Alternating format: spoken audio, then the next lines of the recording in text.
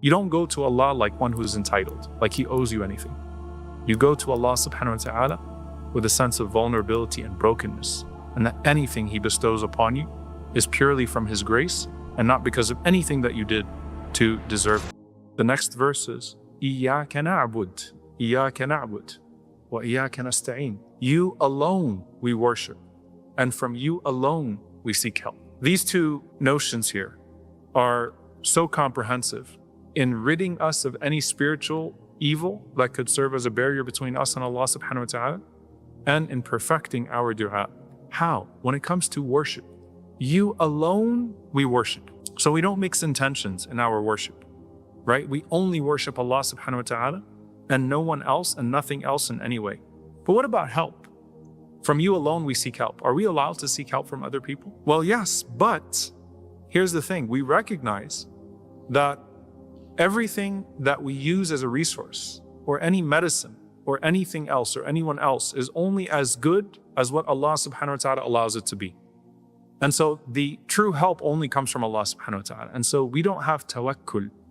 We don't trust in anything else. We trust in Allah subhanahu wa ta'ala. And the means are only as beneficial as Allah subhanahu wa ta'ala, who is the bestower of all means, allows them to be. So Iyyaka na'bud, you alone we worship, and from you alone we seek help. Some of the scholars, like Ibn Taymiyyah rahimahullah, they said that this verse is the cure for riya and the cure for kibr, the cure for showing off and the cure for pride.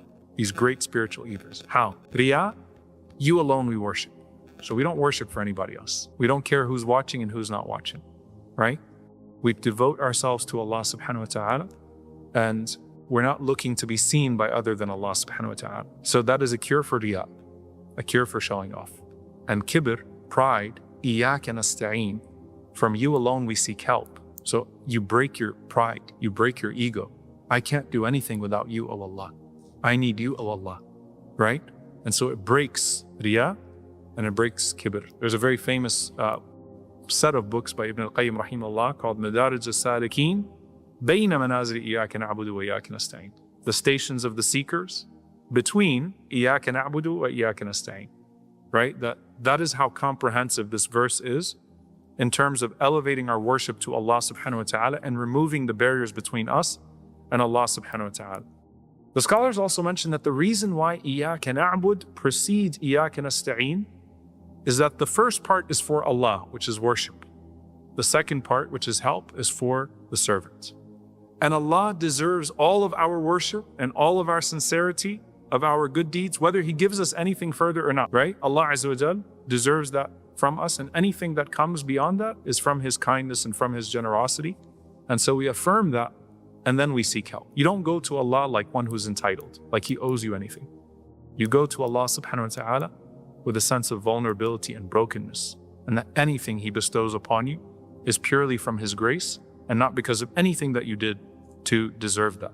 Also, the first one, Iyyaka na'bud, is related to the hereafter. Why? Because when do you expect to be paid for your worship? Only in the hereafter, right? Whereas when you seek Allah's help, that is related to this dunya as well, that you seek Allah's help for this world. And specifically, you seek Allah's help to perform good deeds and to remain guided while also being seen through the difficulties of this dunya. Also notice that you're addressing Allah directly. Not He alone we worship and from Him alone we seek help. Iyyaka na'bud. You alone, O Allah, we worship. And from you alone, O Allah, we seek help. And what is Allah's response? Allah says, هَذَا بَيْنِي وَبَيْنَ عَبْدِي. You see this statement? This is between me and my slave. Even the angels. This is a bold claim. You're making a claim when you say, Iyyaka na'budu wa Iyyaka nasta'een. This is a claim. This is an expression of closeness. That we pray is real. But at the end of the day, some people say Iyyaka na'budu wa Iyyaka nasta'een, but they're loaded with riya and with kibr. So you're making the claim to Allah, you alone we worship. Are you sure? And from you alone we seek help. Are you sure? هَذَا بَيْنِي وَبَيْنَ عَبْدِي. It's also something to suggest that there are certain things that only Allah knows about you. Not even the closest angels to Allah know about you. And so when you make claims, when you make dua, there are certain things of access that will only exist between you and Allah subhanahu wa ta'ala and nobody else. Now again, as we said, now is the second half of Al-Fatihah. So this is the first nasf, the first half. Look at the page. This is all praise of Allah subhanahu wa ta'ala. Now comes the big ask, which is your part of Al-Fatihah. And that is Ihdinas, siratal mustaqeem. Guide us to the straight path. Guide us upon the straight path. Guide us with the straight path. Notice it doesn't say Ihdina ila siratal mustaqeem. Guide us to the straight path. It's just guide us the straight path. Here it's translated, in fact, literally, guide us the straight path. Because if you look at the beginning of Surah Al-Baqarah, you're asking Allah for guidance. Hudan lil muttaqeen. The beginning of Ali Imran, Rabbana la tuzigh qulubana ba'da idh hadaytana. Oh Allah, don't let us go astray after you guided us. Because you don't just want to be guided one time. You want to remain upon guidance. So guide us to the straight path, upon the straight path, with the straight path.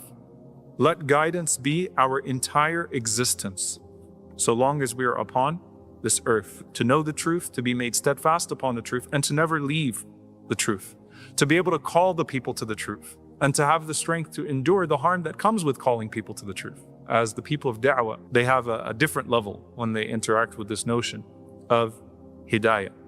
And subhanAllah, here you're asking Allah to guide you to proper beliefs and to the finer details. You're also asking Allah to guide you to leave off your sins. And you're asking Allah to guide you to all good pathways, all pathways to His guidance and to His love. وَالَّذِينَ جَاهَدُوا فِينَا لَنَهْدِيَنَّهُمْ سُبُلَنَا. Allah says, those who strive in our way, we will guide them to our paths. And so what are you asking Allah to be guided to? Just like you need to think about, visualize what you're praising Allah for. And then the day of judgment is very vivid, right? And you put yourself as if you're standing on the day of judgment. And you know that if you worship Allah Azza wa Jal, from Him alone you seek help. Now, what are you asking for guidance? Again, you're asking for Allah to guide you to proper beliefs, to guide you to the finer details that maybe you're not noticing, to guide you to leave off sin, and to guide you to the pathways of good, and to keep you upon that guidance the entire way. Allah Azza wa Jal also calls us siratal mustaqeem, the straight path. And so the straight path, mustaqeem, means that there are no deviations. It doesn't wiggle right and left. And that the shaitan will call you away and take you away from that straight line. The believer is always in a singular direction to Allah subhanahu wa ta'ala. So away from all deviations and away from the things that hinder our pursuit of Allah subhanahu wa ta'ala. You know, one of the ways that Allah Azza wa Jalla refers to this is through Ibrahim alayhi salam, when Ibrahim alayhi salam says to his father, فَاتَّبِعْنِي أَهْدِكَ صِرَاطًا سَوِيًّا. Follow me and I'll guide you to a balanced path. Siratan sawiya, it's perfect, right? It's perfect. And if you think about the fitrah of the way of Islam, the nature of the way of Islam, that it's so obviously balanced, perfect, coherent, it makes sense. And that's why it appeals to so many people. So guidance is the most precious gift and the most precious thing that you could ask Allah subhanahu wa ta'ala for. And Allah Azza wa Jalla warns us, don't be like those people who sold their huda for dalala. They sold their guidance away for misguidance. I want to ask you this question, subhanAllah, when you read Surah Al-Baqarah, you ever notice what the first sale that's mentioned is, the first transaction? The very first transaction in the Qur'an is when Allah refers to the hypocrites, أُولَٰئِكَ الَّذِينَ اشْتَرَوُا الضَّلَالَةَ بِالْهُدَى. Those people who purchased misguidance with guidance. Allah gave them the gift of guidance and they purchased dalala, they purchased misguidance with it. فَمَا رَبِحَتْ تِجَارَتُهُمْ وَمَا كَانُوا مُهْتَدِينَ. They neither gained from that sale, nor were they amongst the guided. They benefited nothing from that sale. You also see that with guidance comes takbir and tahmeed. When we finish the month of Ramadan, وَلِتُكْمِلُوا الْعِدَّةَ وَلِتُكَبِّرُوا اللَّهَ عَلَى مَا هَدَاكُمْ.